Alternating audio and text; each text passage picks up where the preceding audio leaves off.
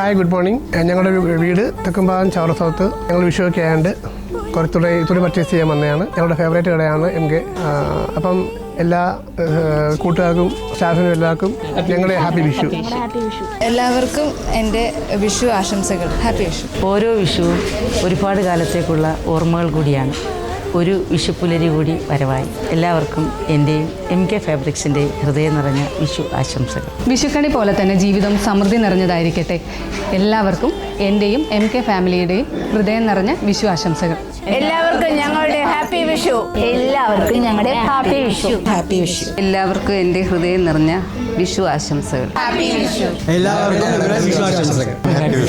Happy Vishu.